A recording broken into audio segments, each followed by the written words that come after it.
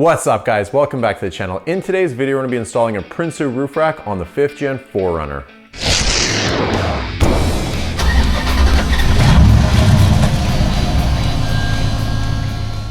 So I've always wanted a Prinsu roof rack for my 5th gen 4Runner, and recently the opportunity came up and I managed to get one for a really good deal. I've always liked the Prinsu roof racks. They look amazing on the 5th gen 4Runner. They were actually the first people to design a slim, low-profile aluminum roof rack that has actually been copied by a lot of other manufacturers. It holds about 800 pounds static load and 400 dynamic. So 800 pounds when you're still and 400 if you're, moving or off-roading or that sort of thing. That's an incredible amount of weight. So I'm really excited to put our rooftop tent on this and different gear. But yeah, let's jump into the job. Let's get all our gear out and we'll get this roof rack installed. All right, so this is all you'll require for tools to get the job done. What we have here is some pry tools. Got these on Amazon, super cheap. Leave a link in the description to where you can find those. Torx 30 screwdriver, and if you have a 3/8 Torx 30 ratchet, that's helpful. You'll want some good quality seam sealer. This is a 3M urethane seam sealer. I'll leave a link in the description to where I found that. You'll need the gun for the seam sealer, and then just a ratchet and an 11 mil, 12 mil, and 13 mil socket, and that's all you'll need to do the job. All right, so what you're gonna wanna do is lay out all of your stuff like this. You're gonna have 9 black crossbars. You'll have 1 silver one on the front. That's what's gonna attach to our wind deflector here. You'll have your molding and you'll have your sides. On your sides, you'll want the toes of the sides facing inwards towards the inside of the rack, and then you'll have 20 screws on each side with 20 lock washers and just regular washers. What you're gonna wanna do is take your screw, put your lock washer onto it, and then put your flat washer on top of that, and then put the screws on the side. You'll require a Torx 30 screwdriver to get these screws on. I'm gonna be using some red Loctite. Blue or red Loctite works just great. But yeah, I'm gonna have an assistant here. Haley's helping me. So it really does help to have a partner at this stage, just to hold those side rails in place while you get the screws started. This will prevent you from cross-threading any bolts or anything like that. So when you get to the back bar, it's not going to be flat like this. It will be more vertical. And what I'm finding works really well for these screws is I just apply a little Loctite to them, sometimes like that, and I'll just kind of get it on the other bolt there, or screw, and then I'll put it in with my hand here, just to make sure I'm not cross-threading it. And then I'll have this drill on a lower setting so it doesn't over-tighten with the Torx 30 bit, because you got a lot of screws. And just go in like that, and then hand tighten with a Torx 30 screwdriver, just so you don't over torque these. And that's pretty good.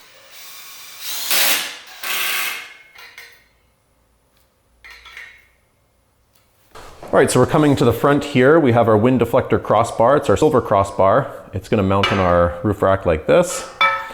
Before we do that, we have to slide these little series T-nuts, they call them. And those are just gonna slide into these channels. And there's 5 on the top and 5 on the bottom. It does help just to have a little screwdriver just to slide these in once you get them in there. All right, so I found the best way to do it is to slide these locking nuts into the channels here. Make sure this isn't bolted up to your roof rack yet. Just make sure it's flat on the ground, because it'll make it easier for your screws to go directly in and not cross-thread them or cause any issues. Kind of hold this up and just use a screwdriver and slide these into the correct positions. You can kind of look, line it up, slide them in, make sure it's flush on each side. And then when you take this off, just make sure that these kind of line up. The bottom one lines up with the top one. And then what you'll do is just put this over top and start feeding your screws in. And just put your screws in.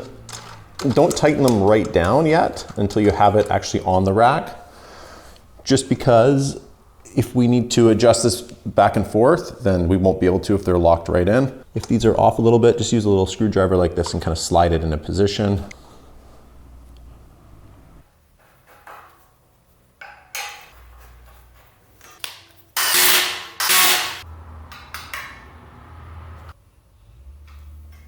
Great, so now we'll tighten down our wind deflector here. All right, so we got our rack fully assembled here. We're now ready to bolt it on top of the 4Runner. So next step is getting that old roof rack off so we can get this one on. Let's do it.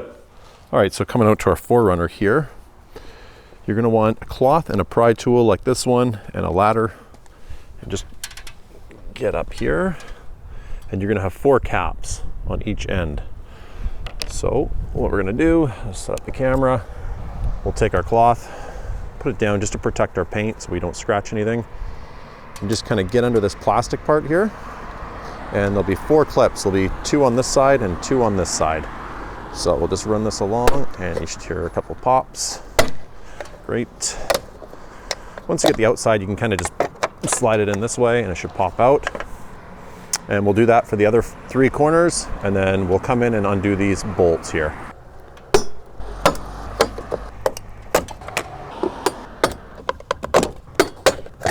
Great, so once the covers are off, you're gonna have these 2 12mm bolts on all 4 sides. So just take a ratchet with a 12mm and an extension and just loosen these up.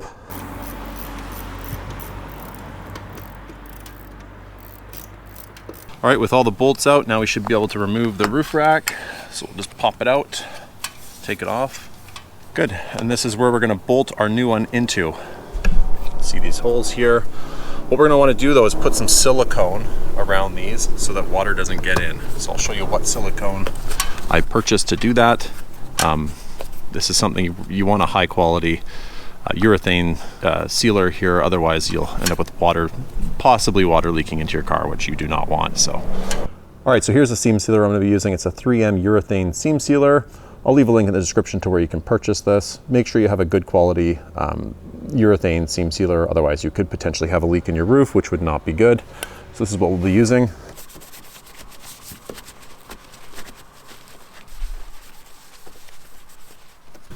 All right, so we're gonna put our seam sealer in here so we don't have any leaks in our roof. So put some in the hole the bolt's gonna go into, and just a little bit on the outside there, just to make sure everything's sealed up nicely. Great. So for putting the roof rack on your roof, I'd highly recommend you have somebody assist you with this. Make sure you have some cloths or towels down on the roof, or just pads, because you will have to put the roof rack down, move to the other side, take it, kind of get it into position with somebody on the opposite side. All right, so we'll take our spacers here and we'll slide them just over those little white sleeves that were sticking out. And as you can see, we have it nicely sealed all around there. Stick the other one in, and this is what our roof rack is going to sit on. And we'll bolt it into here. So to bolt the actual roof rack onto your roof, you will be using long stainless steel bolts. They will have a lock washer and a very large flat washer. So you have your bolt, lock washer, and then flat washer right against the actual roof rack. Once your roof rack is perfectly centered on your roof and you're happy with the position of it, you can then start to tighten down on all 8 stainless steel bolts.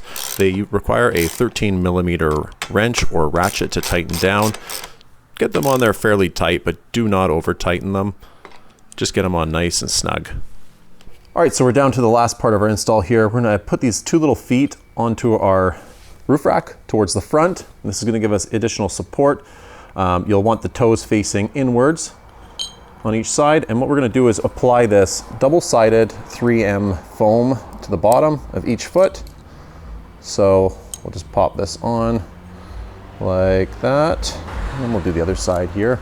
And we're going to use these bolts to bolt it onto the rack, and then we'll remove this, and this will just kind of like sit on to the roof rail. All right, so let's jump on the roof and let's get that installed. All right, so we're gonna put this bracket here onto our roof rack, and it's gonna sit on a roof rail. We do need to cut a piece of our weather stripping off so that this will sit flush on the rail, the roof rail on the metal. So let's do that right now. So we'll just kind of take this, see where it's gonna sit, and we will make a mark on our weather stripping. So what we'll do now is we'll take the weather stripping off, we'll cut that piece out, and then we'll put that bracket flush onto the roof rail. Just there.